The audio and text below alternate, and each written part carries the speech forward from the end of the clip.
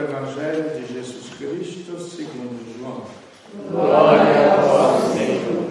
Ao anoitecer daquele dia, o primeiro da semana, estando fechadas por meio dos judeus as portas do lugar onde os discípulos se encontravam, Jesus entrou e, pondo-se no meio deles, disse: a paz esteja convosco. Depois dessas palavras, mostrou-lhes as mãos e o lado. Então os discípulos se alegraram por ver o Senhor. Novamente Jesus disse: a paz esteja convosco. Como o Pai me enviou, também eu vos envio. E depois de ter dito isto, soprou sobre eles e disse: recebei o Espírito Santo. A quem perdoardes os pecados, eles lhes serão perdoados. A quem não os perdoardes, eles lhes serão retidos. Palavra da salvação. Glória a vós, Senhor.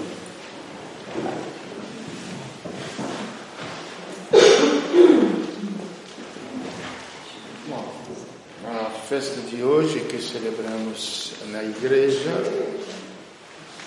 e quando se celebra, porque é um acontecimento. Se nós temos as festas nacionais, dia 15 de novembro, dia 7 de setembro, lembra o quê? É um acontecimento importante para o povo e para a nação, não é?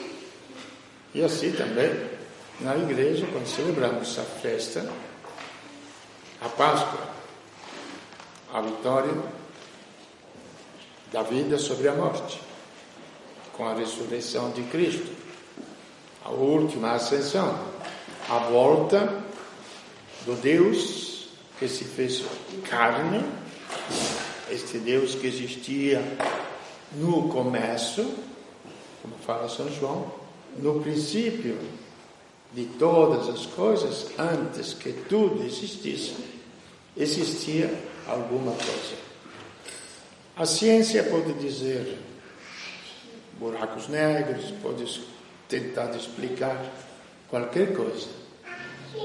A fé nos fala que existia o Verbo, existia Deus. Mais uma vez, nós temos que lembrar a noção que nós temos de Deus. Aquele que é a pura existência, que depois chamemos isto com outras palavras nossas, sentimentais, afetivas, amor, etc., é linguajar nosso. Mas na vida só existe uma realidade. Ou é ou não é. O resto é fantasia. É fantasia. E esse Deus se fez carne, quer dizer, invisível, criador do universo, assumiu a nossa carne humana. Quer dizer, uma história visível. Porque aquele homem andou no meio do povo, foi contrastado, foi elogiado, foi difamado, foi caluniado, foi crucificado, foi rejeitado. Mas é uma história. Nos livros da história existe isso. Não é somente nos evangelhos, vocês sabiam? Que a pessoa de Cristo não é contada só nos livros evangélicos dos cristãos. Na história romana veio este homem na Palestina que se chamava Jesus. Só, acabou.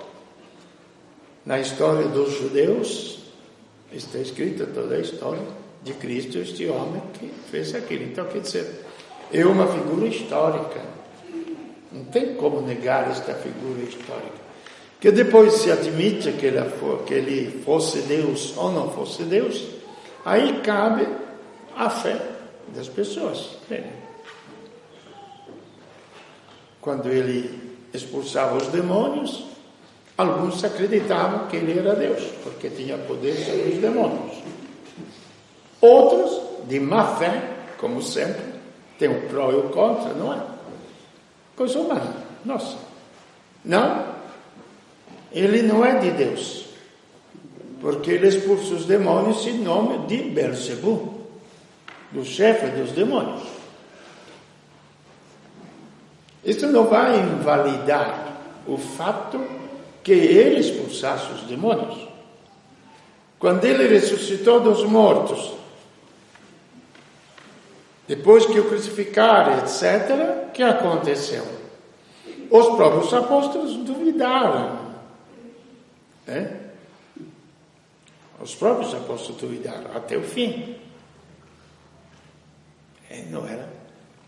Gente, vamos ser claros, porque a nossa fé deve ser uma coisa muito clara, como a vida. Não é tão simples crer que alguém volte da morte, do sepulcro. Não é tão simples. E tem acontecido fatos interessantíssimos. Quando ele ressuscitou Lázaro, também outro fato que todo o povo assistiu, tinha sido sepultado, fazia 4 dias, cheirava mal, ele o ressuscitou.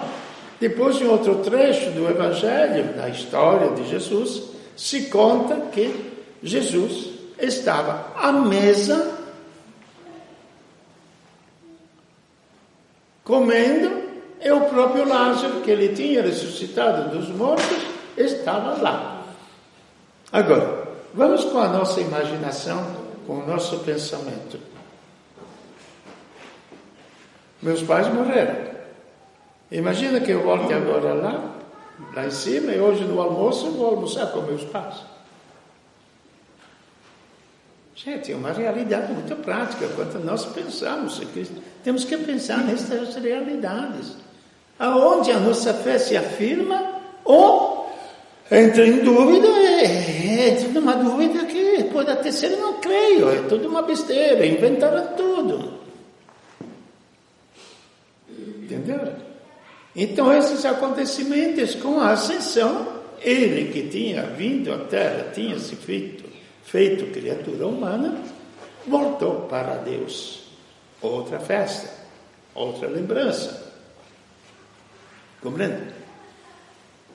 Os cristãos, como sempre, inventam as coisas. Na Itália tem um costume, por exemplo, na ascensão todo mundo vai para a montanha. Mas para fazer o quê? Para meditar a subida de Cristo, que nada, para fazer piquenique. O ser humano é fogo, viu? O ser humano é fogo. Compreende? Como vamos ter agora o Corpus Christi? O Corpus Christi é a presença de Cristo da Eucaristia. E que virou aqui no Brasil? O que é? É feriado. E vocês nem sabem a história deste feriado, porque esta história do feriado começou com a gente aqui em Caçapava. Eu lembro que tinha recém-chegado em Caçapava, para você ver como muda as coisas. Dava aula no ginásio, e à noite era só Caçapava e Matom, parece Matom, não é? As duas únicas cidades que faziam os enfeites, era lindo de morrer. Trabalhava a noite inteira. O dia seguinte, os alunos tinham que voltar para a aula, dormindo, tinha trabalhado à noite. Eu dei uma olhadinha, contei mais ou menos, em Caçapava tinha umas 3.000 pessoas enfeitando as ruas. Entendeu? Aí pedi para o diretor, falei, escuta, vamos deixar... o ano seguinte, ele foi feriado na escola. Aí, por acaso, a história foi para a televisão. Na televisão começaram a vir os turistas. E a gente não andava na cidade de Caçapava, porque esse é um processo de uns 4 anos. Foi. De tanta gente que vinha. Aí foi proclamado feriado estadual. Aí as cidades começaram a enfeitar as ruas, feriado nacional. E ninguém explica porque vem os feriados, não é? Porque tinha sido eliminado essas festas infrasemanais. Se vocês lembram, por isso digo, a nossa fé cristã deve ser baseada em fatos, acontecimentos. Não pode ser uma simples ilusão. Os feriados nacionais, com a vinda da ditadura, foram eliminados. Alguém de vocês lembra? A Imaculada Conceição era feriado, foi eliminado. Corpus Christi, que era feriado, tinha sido eliminado. A Assunção tinha sido eliminado. Porque o povo tinha que trabalhar, tinha que produzir. Então, como é que vão reinventar a festa do Corpus Christi assim à toa? Veja que tudo tem uma história, tem um antecedente. E agora o que aconteceu? Foi feito feriado. Então, por quê? Porque se dava jeito para as pessoas ir nas cidades e ver esses enfeites. A procissão. Eu lembro a procissão aqui em Caçapava, deu mais de 10 mil pessoas na procissão do Corpus Christi. Agora virou. Como na Itália virou a ascensão, a subida à montanha para fazer piquenique, aqui virou feriado nacional. Aí que confunde a religião, confunde a fé. Nós que transformamos as coisas e perdemos a riqueza de uma manifestação. E hoje nós lembramos o quê? A festa do Espírito Santo. E Jesus tinha prometido isto. Vós recebereis o Espírito Santo que vai mudar a história do mundo. Quer dizer, o sacrifício de Cristo na cruz, que eliminou o pecado, não era suficiente. A simples cruz de Cristo, ou a nossa cruz de cada dia, não é suficiente, porque aquilo simplesmente é dor. O simples perdão dos pecados que nos tira o sentimento de culpa não é suficiente. Não basta. É preciso uma vitalidade nova, uma realidade nova. Esta realidade nova é o Espírito de Deus. E aí o mundo vive, continua vivendo, desculpa a expressão, no espírito de porco, como a gente fala, ou continua, ou vai no Espírito Santo. É aqui que muda. Aqui, na mente que muda. Eu farei um povo novo, fala Deus. Farei um povo novo, lembra? E na Bíblia, mas depois é repetido na carta aos Hebreus. Este povo novo será o quê? Eu mudarei as suas mentes. Se não mudar a nossa mentalidade, a nossa maneira de pensar, não vai poder mudar a nossa maneira de agir. Por isso, preste bem atenção, agora está se falando tanto da corrupção no Brasil, etc. Só a justiça e a cadeia não vai resolver absolutamente nada. Porque a corrupção está no coração das pessoas. E se não mudar a corrupção no coração, não muda nada. Se trata tanto de drogas. Se faz uma luta perdida. Para mim, perdida. Porque encher as cadeias por problema de droga. Perdida por quê? Se faz a guerra ao quê? Aos traficantes. Como se a culpa de quem fuma, vamos ser uma coisa um pouquinho mais leve, fosse dos vendedores de cigarros. Por que nos cigarros não fazem a mesma história? Quem manda para a cadeia todos aqueles que vendem cigarros? Não existiria quem vende droga se não existisse quem toma droga. É tão claro, gente. E como a humanidade não sabe enfrentar isto, ou não quer enfrentar isto, ou não sabe ou não quer. Porque aí deveria dar uma formação mental, cultural, psíquica, afetiva e espiritual. Porque a droga o que é? Será que vocês não analisam, o povo não analisa? O que é a droga? É um vazio enorme que você não pode preencher com a matéria. Você não pode preencher com a comida, com a bebida, com o sexo, não, com os prazeres físicos. Isso é a busca da droga. É uma busca espiritual.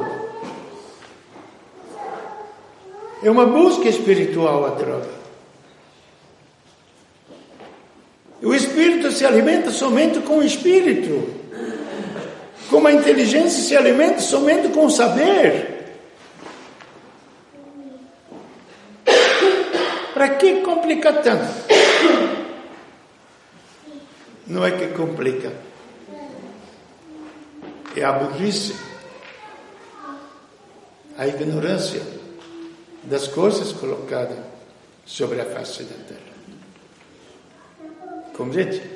Então aí, ou nós vivemos neste espírito, repito, de porco, aonde vem não somente droga, não somente isso, todas essas guerras, tudo etc., não? Ou no espírito de Deus. O que é Espírito de Deus? É sabedoria. Quem de nós volta a brincar como quando era criança? Seria uma vergonha, não é? Você dá risada. O que falei de... O que falei de besteirante? Por quê? Porque a nossa mente cresceu, entendeu outros valores. Outros valores. E se nós não adquirirmos outros valores, somos pior que eternas crianças, que brincamos de criança, com brinquedo. A vida não vai amadurecer nunca.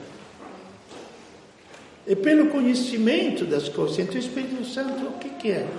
Não é fenômenos. Não. É muito humano o Espírito Santo. É muito humano. O que quero dizer com isto que é muito humano? Está dentro do ser humano e se manifesta através das nossas obras humanas. Porque como a nossa inteligência, que é também um bem espiritual, ou não é? Eu perguntei para as crianças, porque às vezes nós pensamos que os bens espirituais não existem. É uma invenção do ser humano. Tudo que eu vejo, tudo que eu toco, tudo isso aqui é real. A gente fala que é real, não é?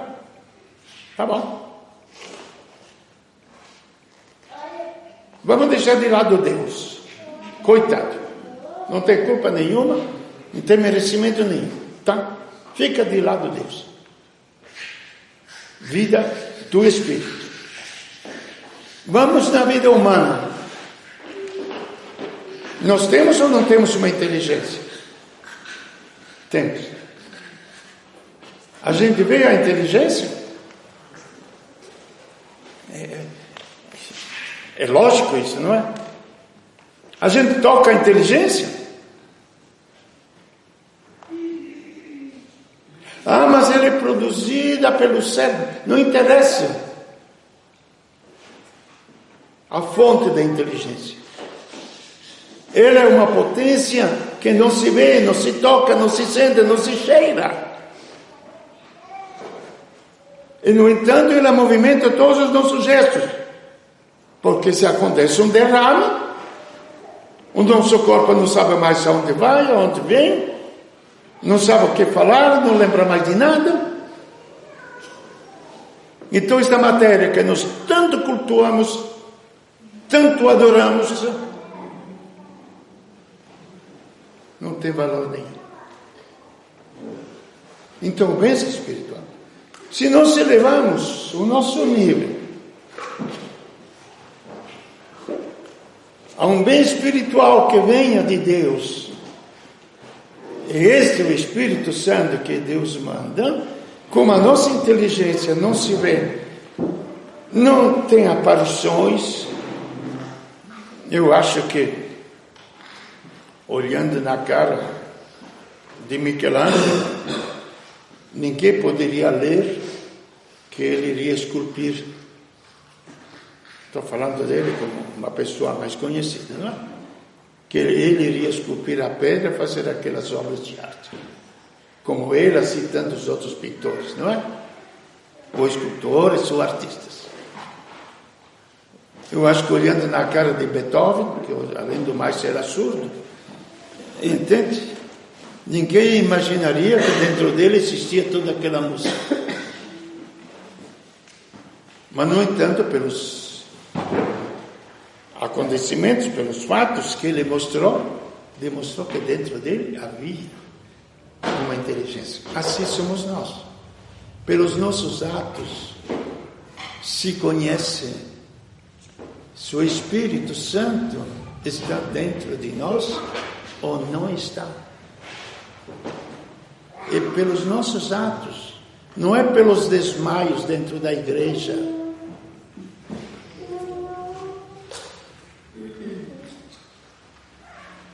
Não é. É pelos nossos atos. Por isso que nós seremos julgados no fim da vida pelos nossos atos. Pelos nossos atos seremos julgados. Quer dizer, nós mesmos nos julgaremos disto. Então, o Espírito renova a mente do ser humano.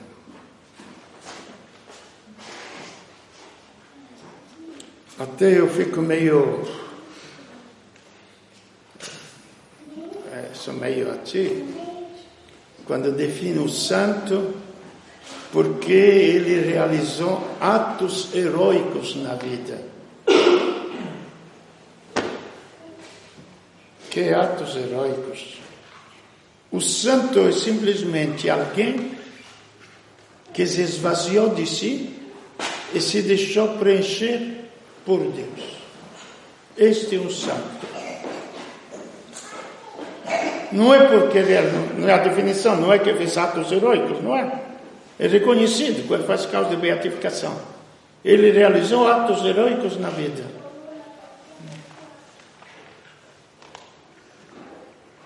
O santo é um pobre de si, da sua maneira de pensar, na sua maneira de sentir, na sua maneira de entender, que é o caminho mais difícil do ser humano, para que Deus possa me preencher. Isto é um santo, porque o próprio Deus fala: eu colocarei neles um espírito novo e um coração novo. Este é o povo que vai me adorar. Então, este acontecimento de Deus enviar o Espírito Santo depois da morte de Cristo, que ser, o que faz um médico?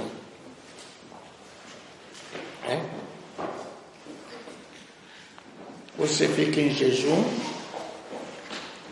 ele tira de você com uma cirurgia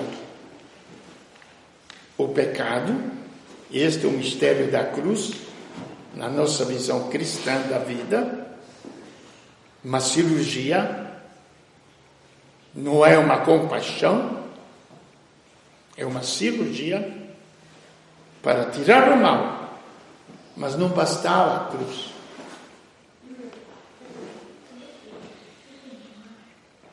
Depois que o médico tirou o mal, o câncer que está dentro de você, ele te dá antibiótico para recompor a vida. E assim acontece na nossa vida. Não é pela cruz que nós somos salvos. Nós somos salvos pela vida. Porque a redenção acontece onde a morte entra a vida. Onde há desespero, entra a esperança. Onde há dúvidas, entra a fé. Onde há ignorância, entra a sabedoria. E aí por diante. Estou falando isso, gente, para o Frei Vitório, não para vocês. Porque isto eu gostaria de ser. E luto para ser. Porque esse é o sentido da vida.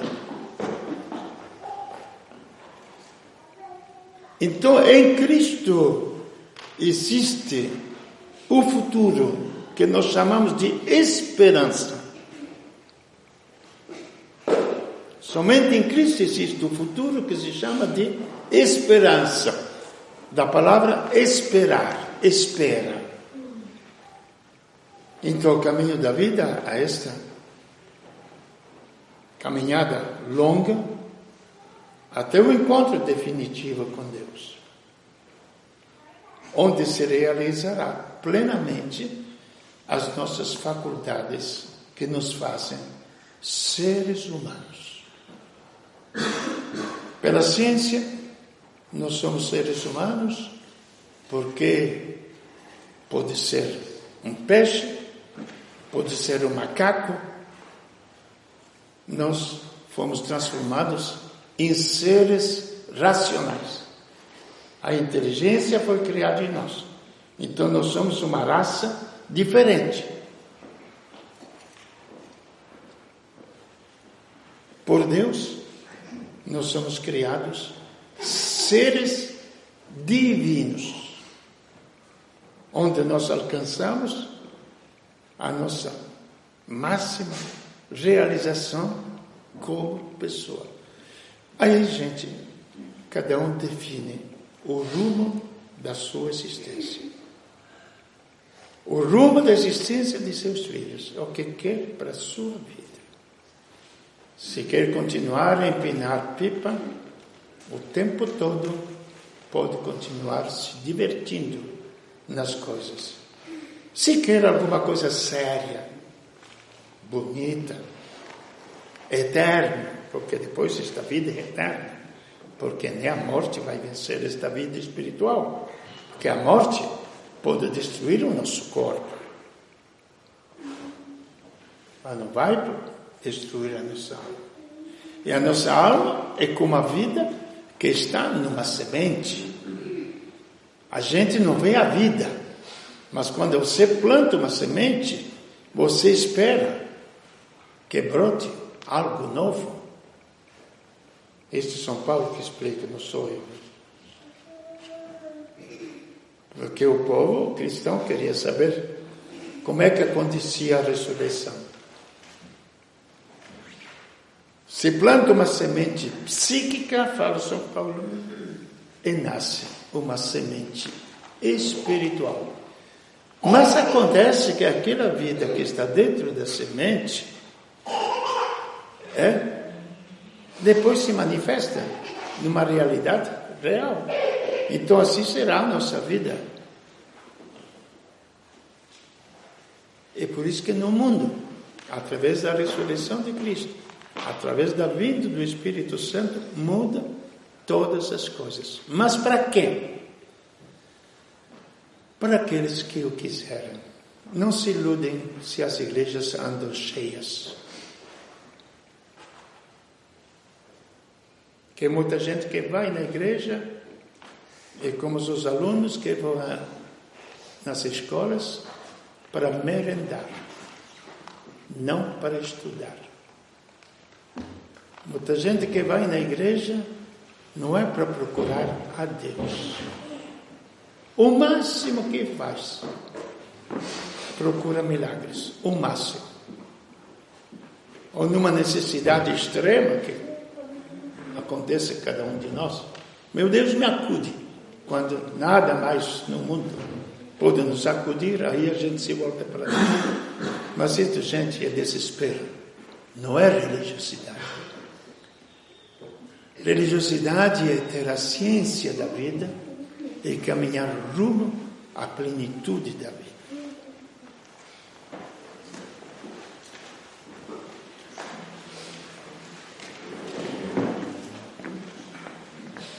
Creio em